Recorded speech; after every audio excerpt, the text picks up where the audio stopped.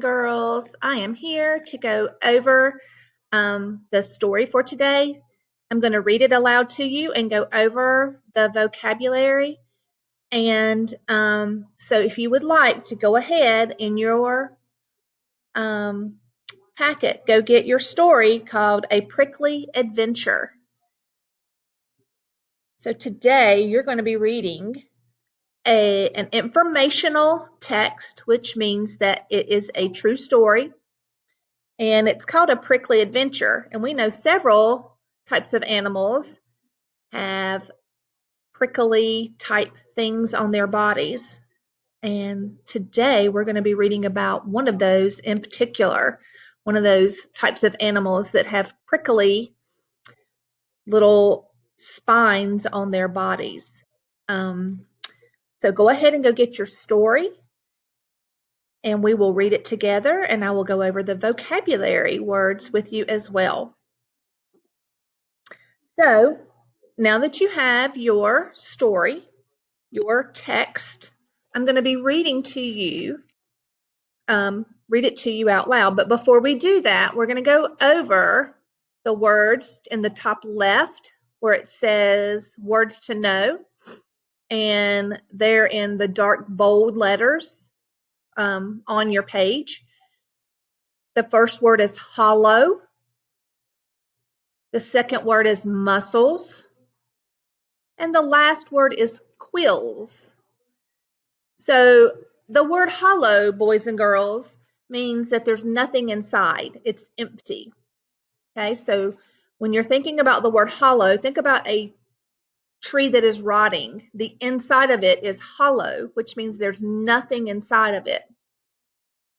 Okay, so you're going to be seeing that word. We're going to be reading that word as we go along. The word muscles. We know what muscles are. That's the tissue inside of our bodies that helps our parts move. You know, our bones move, but our muscles are attached to those. And that's what helps, like I said, our body parts move. And then the last word on that page, or at the top of the page, is quills. And a quill is like I said earlier, like a little spine, not like the spine in your back, but it's like a long prickly thing. As you can see on this porcupine that is in the background here, those long things that are sticking out, those are the quills. And they're sharp and they're actually hollow on the inside as well. So now that we've gone over our vocabulary, I'm going to read this story to you, and I will stop as I'm reading, if I think there's something else that we need to discuss further. And remember, boys and girls, this is your reading assignment for today, is just to read the text. Okay, so I'm going to read it to you. A Prickly Adventure by Barbara Hessin, and this comes from the Highlights books. It is a warm day. A baby porcupine, or porcupette, sleeps in the hollow of a tree. So just a few minutes ago, I talked about what hollow was, and I gave the reference to a tree, which means it's empty on the inside because it's where it has fallen to the ground and it's starting to rot. So this little porcupette, which is a baby porcupine, is sleeping in the hollow of a tree. When a beetle tickles the porcupette's toe, he wakes up. He follows it out of the tree. Okay, the next section is called Out on His Own. So the porcupette waddles on short legs through the forest. He munches or chews or eats on bark, twigs, and leaves. His favorite things to eat are dandelions and apples. The porcupette has keen ears. That means he can hear really, really good. He hears a snap and the soft padding of footsteps. Is that his mother? He stands on his hind legs, that means his back legs, and sniffs the air. He has a good sense of smell and knows right away it isn't his mother. He makes a sound like a human baby's cry. Something moves closer. The something is a wolf. Oh, boys and girls, Hopefully mother's not too far behind or close by. Okay, the next section is called Stay Back Wolf. Now the porcupine is scared. His muscles tighten. That means he gets stiff. He raises his quills, which means those are his sharp little spines on him. If the wolf touches the porcupine, the sharp quills will stick into the wolf's skin.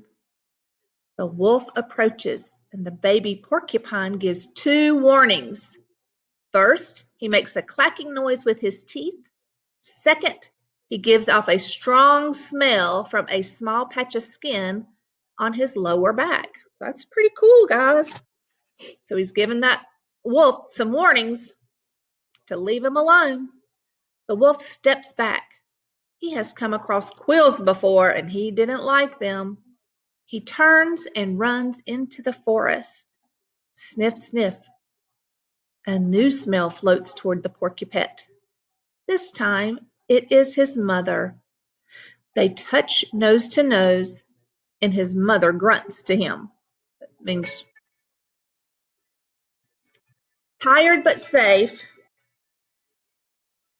the porcupine follows his mother. Sorry, boys and girls. Tired but safe, the porcupine follows his mother. They move through the forest in search of more tasty things to eat. And remember, boys and girls, this is an informational text, which means it's giving us true information about how a porcupine will protect itself in nature. So we always read all the words on the page. So underneath the article, you can see a picture of a mother and baby porcupine. And so we need to read that caption. Those words right above that picture are a caption, which is going to tell us more about the picture. So it says, the mother porcupine and porcupine sit on the log. Okay, so it's just telling you what they're doing. It's kind of hard to see in this picture, so this caption is really, really helpful to tell us what's going on in the photo. So it's just telling you that they're sitting on a log together. So boys and girls, this is what your assignment is for today. If you have any questions, contact your teacher. And I hope that this has been very, very helpful to you for me to read it aloud and to go over some of the vocabulary. And I hope you have a fantastic Monday.